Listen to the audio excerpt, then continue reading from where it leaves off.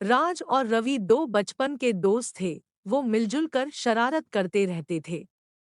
अपने पड़ोसियों के घर को टॉयलेट पेपर से सजाना या अपने शिक्षक की कॉफी को नमक वाले पानी से बदल देना, दोनों दोस्तों की शरारतें मशहूर थी। उनका पसंदीदा शिकार उनका मित्र राहुल था।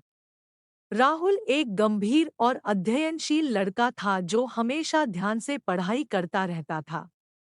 राज और रवि राहुल की आदत से चिंतित थे। उन्होंने उसके साथ शरारत यानी प्रैंक करने का फैसला किया।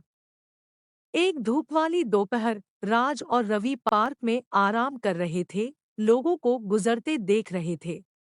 राज अचानक उठा और रवि की ओर मुस्कुराते हुए फिरा। अरे रवि, मैंने अभी राहुल पर एक शानदार प्रैंक सोचा है, उसने शरारती मुस्कान के साथ कहा। रवि के चेहरे पर खुशी की झलक दिखाई दी। बताओ भाई, उसने उत्साहपूर्वक कहा। राज ने रवि के कान के पास झुकाकर अपना प्लान सुनाया। दोनों हंसते हुए अपने मन में सोच रहे थे कि राहुल का क्या रिएक्शन होगा जब उनका ये खेल उस पर होगा।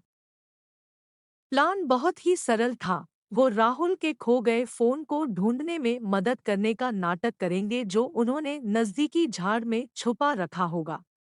वो जानते थे कि राहुल परेशान और घबरा हुआ होगा और वो उसका रिएक्शन देखने के लिए तरस रहे थे। उन्होंने राहुल के आने का सब्र से इंतजार किया, अपने अभिनय कौशल्य का अभ्यास करते हुए लापता फोन की खोज करने का नाटक किया। जब राहुल परेशान और उदास चेहरे के साथ पहुंचा तो उन्होंने अपने नाटक को शुरू कर दिया। अरे राहुल, क्या बात है? इतने चिंतित क्यों दिख रहे हो? राज ने चिंतित होने का नाटक करते हुए पूछा। राहुल ने अपने दोस्तों को देखकर आराम से सांस ली। अच्छा हुआ कि तुम दोनों यहाँ हो, मेरा फोन खो गया है और मैं कहीं नहीं ढूंढ पा रहा हूँ, उसने चिंता और उदासी भरी आवाज में कहा। राज और रवि ने अपने खुशी को छुपाकर कहा, चिंता मत करो राहुल, हम तुम्हारी मदद करेंगे। रवि उसको झाड़ के पास ले गया जहां वो फोन छुपा रखा था। जब राहुल घास और पत्तियों में खोज रहा था, उस समय राज और रवि ने अपनी हंसी को दबा लिया। बहुत मुश्किल से अपना मनोरंजन रोक पाए। राहुल अधिक से अधिक निराश होता गया। उसे यकीन हो गया कि उसने अपना फोन हमेशा के लिए खो दिया है। अंत में राज अब और नहीं सह सका।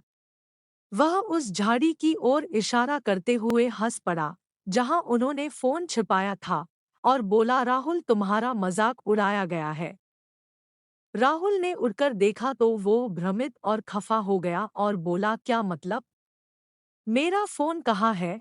वो ऐसा कहकर खुद को बड़ा बेवकूफ महसूस कर रहा था। राज और रवि ने उन्हें अपनी शैतानी चाल बताई और वो अपने दोस्तों के द्वारा धोखा खाने से शर्मिंदा और बिखरा हुआ था। लेकिन जैसे ही उसने राज और रवि के चेहरों पर खुशी और हंसी देखी, उसने महसूस किया कि वह समस्या को बहुत गंभीरता से ले रहा है। वह उनके साथ साथ हंसने लगा, दिन भर का तनाव दूर होता हुआ महसूस कर रहा था। तीनों दोस्तों ने दिन भर हंसी मजाक में गुजारे। राज और रवि ने अपनी अगले शैतानी चाल की प्लानिंग की और राहुल ने सोचा कि वो उन्हें अपने तरीके से जवाब देगा। तीनों दोस्तों ने एक दूसरे के साथ बैठकर एक दूसरे से ज्यादा जुड़े महसूस किया।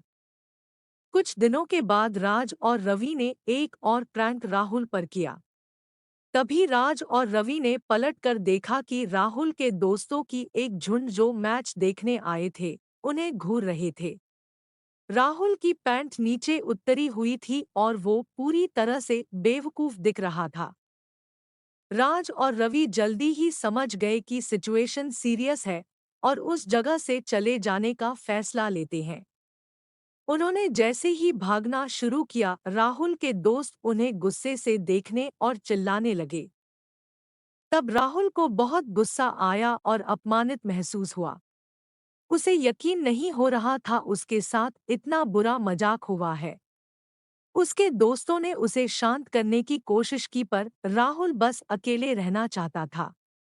उसको पता था कि राज और रवि को जवाब देना होगा, लेकिन उसे क्या करना चाहिए ये नहीं पता था।